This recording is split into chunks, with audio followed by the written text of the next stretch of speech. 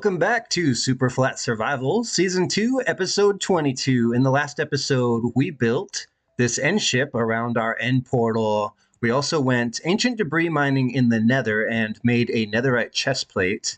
And that was the last piece of netherite armor that we were missing. In today's episode, I would like to return to the Nether and do a little bit more ancient debris mining, but this time we're going to use TNT.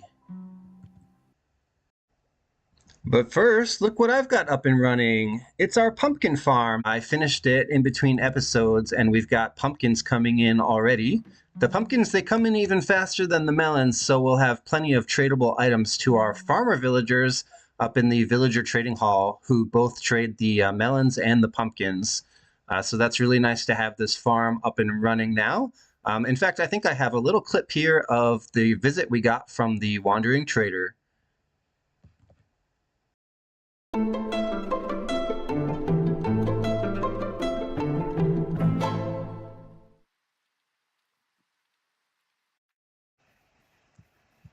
So that's how we got our pumpkin seeds, and it's nice to have the pumpkin farm up and working now. I made improvements to another farm in between episodes as well, and that's over here at the sugarcane farm, where you can see that I've added an observer above each of the pistons, so now we're getting sugarcane even faster than before. Let's craft some TNT now and head into the Nether for some ancient debris mining. I only have 3 stacks of sand, which I got from wandering traders, but that's going to get us, what, 48? Yeah, 48 TNT. That's not a lot. That's less than a stack. I think we're going to go through this very quickly, but let's go into the Nether and see how many we can get in about, and it's probably going to take less than an hour. Down we go into the ancient debris mining area. This is where we've uncovered all of our ancient debris so far in this world. And you can see we have a big open space here. Let's go over to where we were mining in the last episode, and we'll find a place to put down. Whoa! There's a ghast right spawned into my spawned right down here in my mining area. That's crazy. And I don't even think I got a ghast here from that, did I? Nope, no ghast here. I used my looting sword too. That's unfortunate.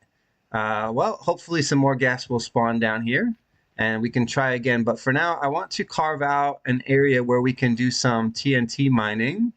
And I think we will go up a block. And, oh, okay, we're not going to go through there, I guess. We'll let the lava go through there. Let's find another place.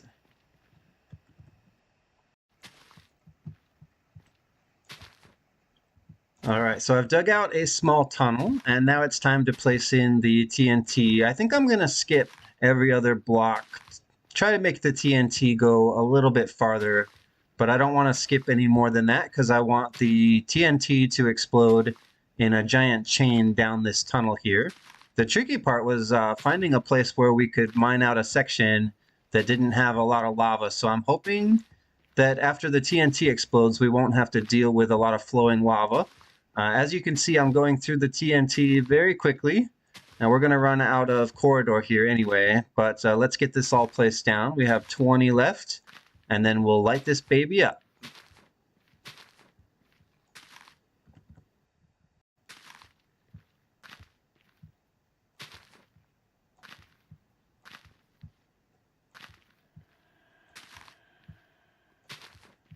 And one more to place. Looks like all the TNT is in, and that brings me back to the start of the tunnel. Let's light this up and see what we get. I suspect we will have some troubles with lava, but hopefully not too many. Let's just use our bow, which has flame on it, and we'll see what happens. This should be interesting. TNT, go! Let's see, hopefully I don't take too much damage from this, but I do want to trail behind the explosion and kind of monitor it. All right, it's blasting all the way down to bedrock, which is interesting. And oh, it looks like the TNT didn't go off down here. One great thing about going all the way down to bedrock is we're not going to have too many mobs spawning in here, but I may need to light this up a bit. Let's see if we can get the rest of the TNT to go off. Okay. It looks like we're going to have to deal with some lava now. Let's see if we can actually follow this in here. I need to get up somehow. Ow!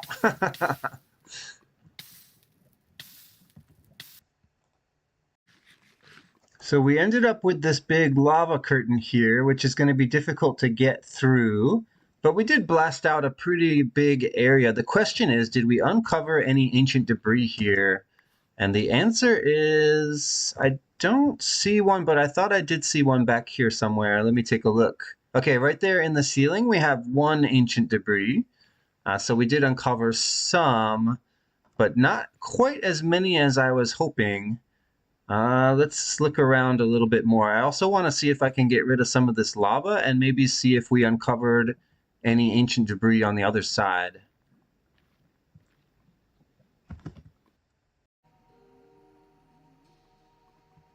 I found a way past the lava here, and on the other side you can see that the area that we blasted with TNT continues this way.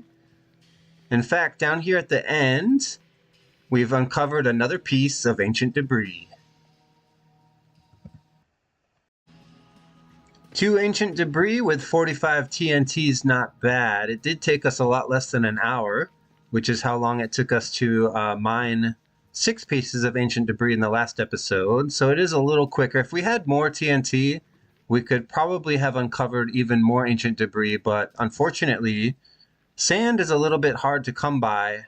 We could try beds. We do have a wool farm, so beds are easy to make. Maybe we will try that later in the episode, but first, I want to get up to something else. Before leaving the Nether, I decided to do a little bit of ancient debris mining using the pickaxe, and I got really lucky with 1, 2, 3, 4, 5, 6, 7, I believe, ancient debris. So far, a lot more ancient debris found with the pickaxe than using TNT.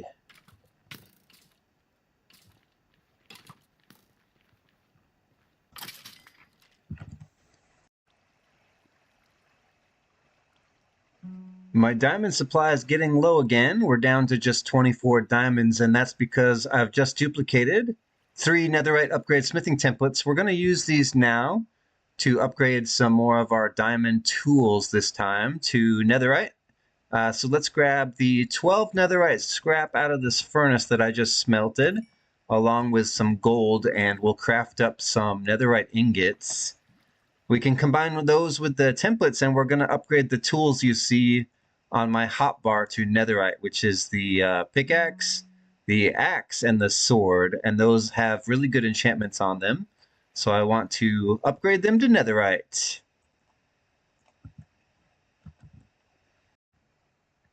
And we can do that by using the smithing table here. We'll throw in the netherite ingots and the netherite upgrade smithing templates, and one by one, we'll pull out our netherite tools. So here's our netherite pickaxe with silk touch on it. We've got a axe that we can upgrade to netherite as well. And let's go ahead and do the sword. We have some netherite tools now. That's such a good upgrade. I do want to go back to the nether in the future and do some more ancient debris mining, possibly using the bed method now that we've used up all of our TNT.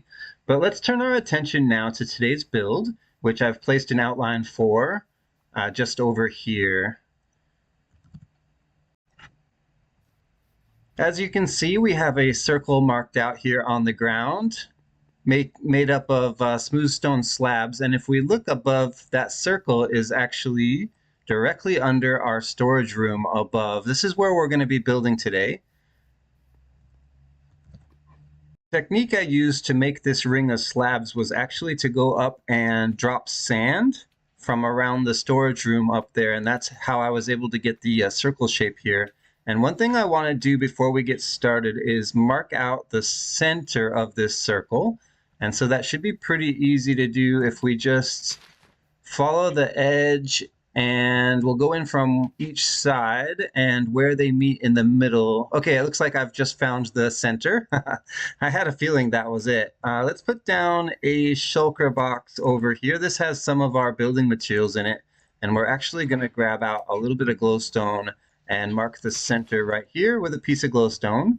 Because we may eventually have a water column that goes from here all the way up, even though we have a bubble elevator already over here.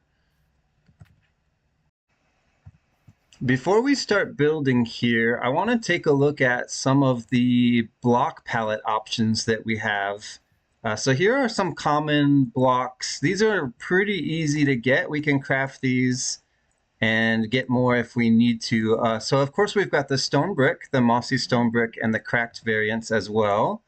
We also have this smooth stone, and we can make stairs and slabs out of all of these blocks. I was also thinking about using some polished black stone. This isn't too hard to get. We can get this in the Nether. We can make stairs and slabs out of these polished blackstone blocks as well as the stone blocks over there. But we also have these blocks to work with. This is a quartz pillar, and this is a block of quartz. We can also make stairs and slabs with those. And we have a couple other light colored blocks we have the option of using as well. These are a little bit harder to get, but we do have the block of bone block, and we can use iron as well. And these are all light colored blocks, which actually look quite good together. So we'll probably use these light colored blocks together somewhere in the build, but I want to start the foundation with a dark color. So I think we're going to start with the black stone. We also have a lot of different kinds of wood that we can use in the builds, but I think that the one we're going to be using the most is actually just spruce. It's the easiest to get, and we have a lot of it mined already. We could also use oak as well as the new pale oak wood. We have dark oak as well. Ow. These slime are a nuisance. I really need to get some walls in here so that we can keep the slimes out. So let's start doing that now. I think we're going to start making the walls out of blackstone, and we should have enough to put in a couple of rows so that we can keep those pesky slimes back. Okay, so we've decided on polished blackstone for the base here. Let's just start by placing in a bunch of these blocks. Oh, these guys. I really need to get a wall up to keep them out. We can make more of these polished blackstone bricks by taking blackstone and turning it into polished blackstone. And then if you take the polished blackstone, you can then make the bricks. Stay back, slime. I'm putting in a wall to keep you out. All right, let's get these blocks placed in quickly. I think we'll just do a layer of the bricks to start with. And we're going to go up too high to get rid of the slime. That'll make it a lot easier to build in here. All right, let's place down the rest of these bricks. Eventually, we'll do a floor in here as well. I haven't decided exactly what the floor is going to be made of, but we could use one of the nether woods over there, like the warped or the crimson stem.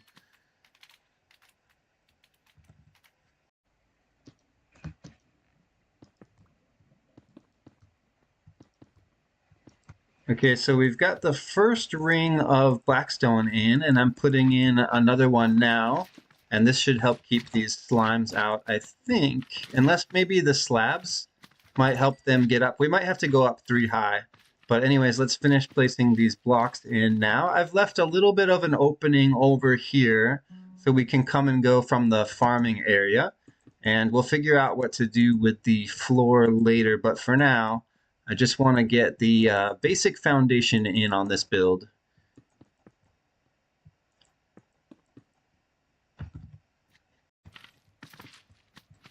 At some point, we're going to probably want to think about having windows down here as well. So I'm going to leave some gaps now on each side.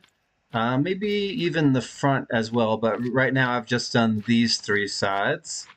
And we are now 3 rows high, and I have a little doorway right here so we can go in between the farming area here, which we should probably sleep now.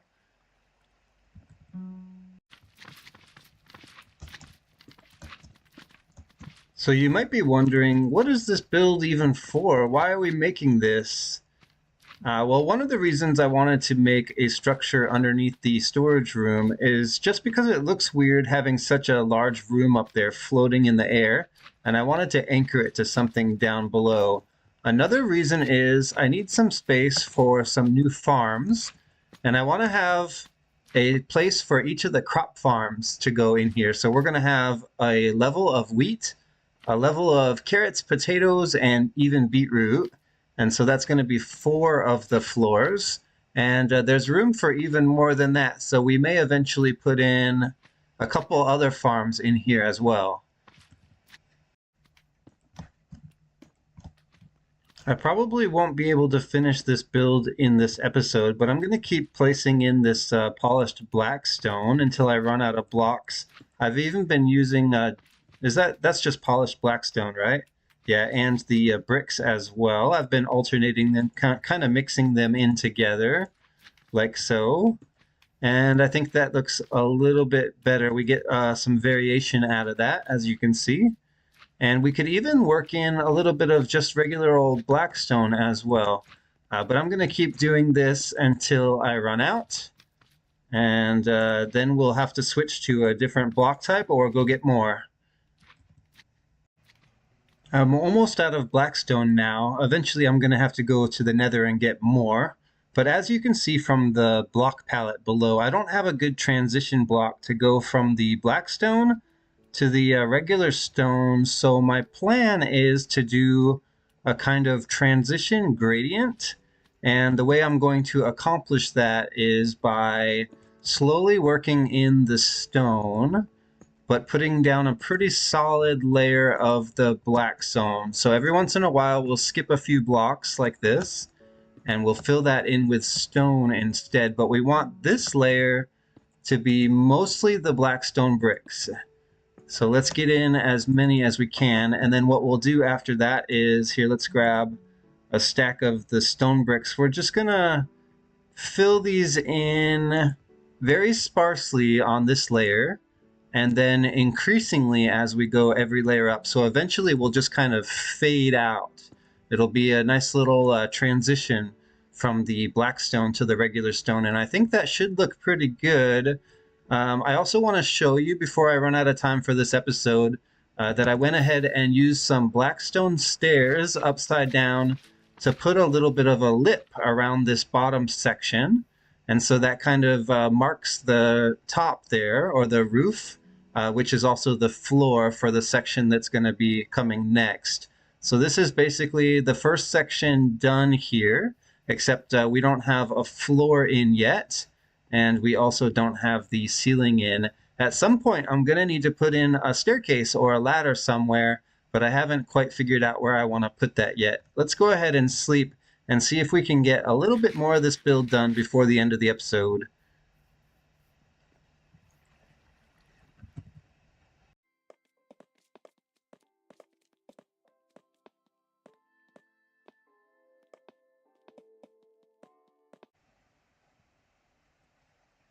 So I've done quite a bit of building now, and here you can see the transition technique I was talking about, where I try to fade out the black stone and slowly replace it with the stone brick. I also added in some mossy stone brick and some cracked as well to help with the transition, but now I'm just placing in regular old stone brick up here, and I think this level here is going to be the second floor. So right below where I've started these windows here is going to be the second floor, and we're going to start to make the farming areas up here. So as soon as I get a floor outline placed in, we can start placing in some dirt.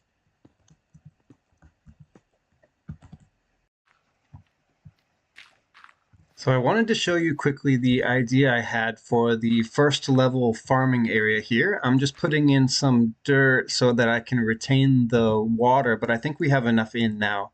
Let's place some water, and then I'll show you kind of how this works. You can see there's lighting all the way around the outside and some lighting in the middle as well. I've divided this level into 4 sections, even though it's circular. And I've divided some of these other areas into places that I can put waters on slabs, And so if we place 2 in here, I can make an infinite water source.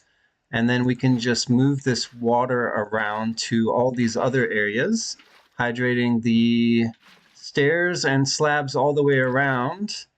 And that in turn will hydrate the dirt, and we can turn that into farmland by using our hoe. So let's try that out now and make sure that we are doing this correctly, which I think we are. All right, so we've got an area hydrated here, and then if we till the dirt with our hoe, we get some farmland here. And there should be sufficient light and hydration to grow some crops. So we're gonna do that in each section here on the entire level.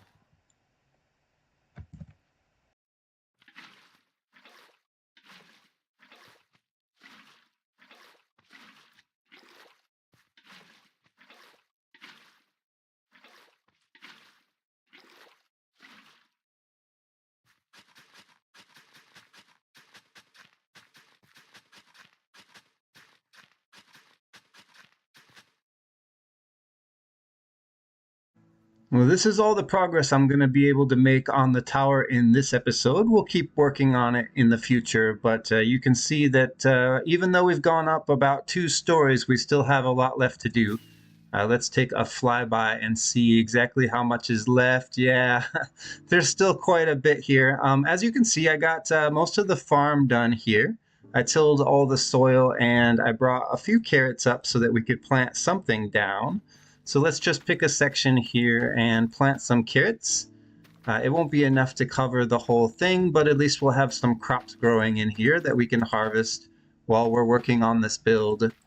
So I don't know about spawnable areas up here. There we go, that's all the carrots I brought with me. It seems like some mobs might still be able to spawn in here. Probably not hostile mobs because we have so much lighting. But as we continue to bring the walls up, there's a chance mobs could fall into this area. But at least the area down below is protected. If we jump out this window here and fly down below, you can see that underneath, this is what it currently looks like. The ceiling is not done. So we still have some work to do. Okay, so mobs can definitely still spawn down here. Of course, the slimes will continue to be a nuisance for us, but eventually we'll make probably some non-spawnable areas down here. I just haven't decided what I want the floor to be. And as I said, the ceiling's not done yet either. You can see the cross beams that correspond to the water-logged areas. I can even see water particles coming down.